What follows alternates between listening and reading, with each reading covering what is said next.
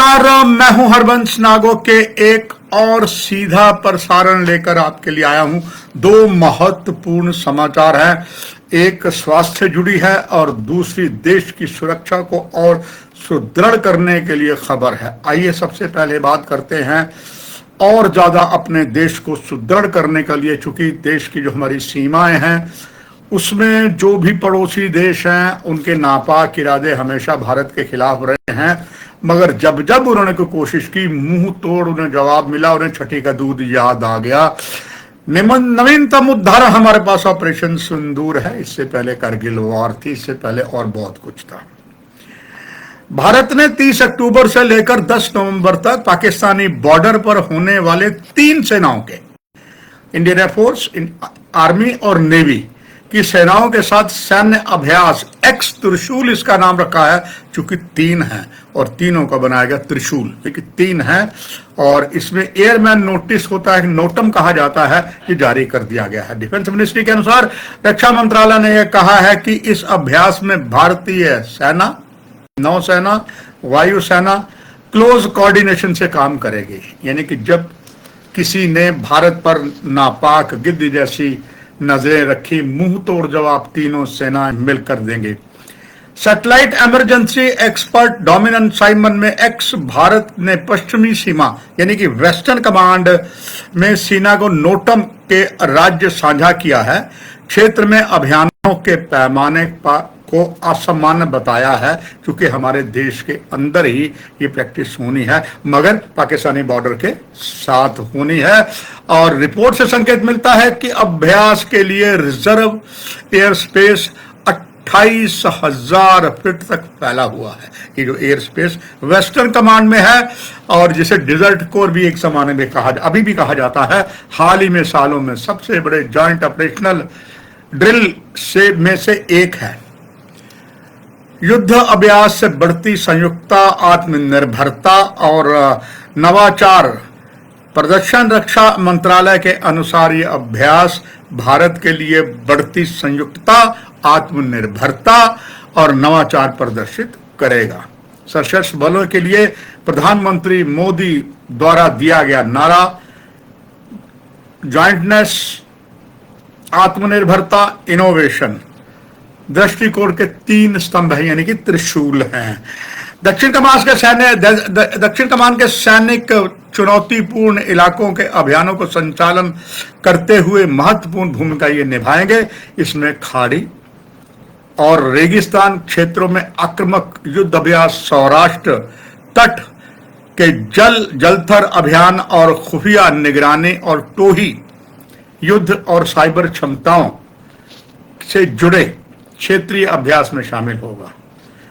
भविष्य में युद्ध की विकसित प्राकृतिक को निपटने के लिए रणनीति पर जोर दिया जाएगा। प्रेस इंफॉर्मेशन ब्यूरो के द्वारा जारी की गई प्रेस रिलीज जो हम तक पहुंची है, उससे ये सारी खबर मिलती है। इस अभ्यास में स्वदेशी प्रणालियों के प्रभावी उपयोग, परिचालन प्रथाओं और आत्मनिर्भरता के अनुप्रयोग प्रदर्शन के उभरते खतरों को आधुनिक एवं भविष्य की युद्ध की विकसित प्रकृति से निपटने के लिए रणनीति, तकनीकों और प्रक्रियाओं में परिष्कृत करने की ये ध्यान केंद्रित करेगी। दक्षिण कमांड के सैनिकों को ऑपरेशनल एरिया की तैनाती, यह अभ्यास स्वदेशी रक्षा प्रणालियों के प्रभावी उपयोग, उभरते खतरों को आधुनिक युद्ध से विकसित प्रकृति से निपटने के लिए रणनीति और तकनीकों, प्रक्रियाओं का परिशोधन करेगी। कुछ दिन पहले जब दिवाली इस जुड़े उत्सव को मना रहा था, उस दौरान दक्षिण कमान के सैनिकों ने ऑपरेशन एरिया में तैनात सैनिकों द्वारा किया गया था, जो आगामी सेवा अभ्यास एक्स त्रिशूल के लिए कठोर प्रशिक्षण ले रहे हैं। आइए अब एक दूसरी खबर की बात करते हैं जो स्वास्थ्य के लिए है। देश के स्वास्थ्य मंत्री और भारतीय जनता पार्टी के राष्ट्रीय प्रधान चंद्र प्रकाश नड्डा ने घोषणा की है। वो एम्स के दीक्षांत समारोह को संबोधित कर रहे थे। चंद्र प्रकाश नड्डा जी ने कहा कि पिछले वर्ष 11 वर्षों में देश में मेडिकल कॉलेजों की संख्या 387 से बढ़कर 387 से इट हैज इंक्रीज 819, ये 3087 से बढ़कर 819 हो गई है।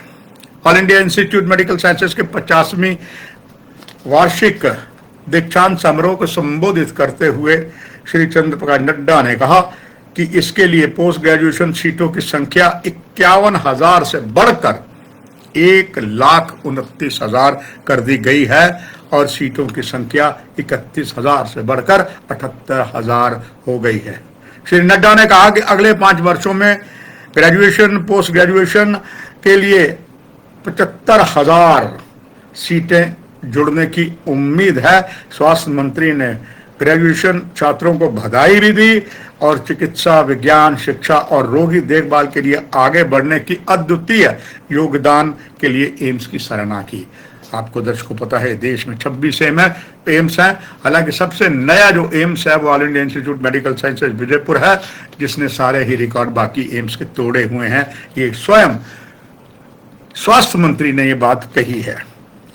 उन्होंने युवा डॉक्टरों से सहानुभूति के साथ लोगों की सेवा करने, नैतिकता और उच्चतम मानकों को बनाए रखने का आह्वान भी उन्होंने किया।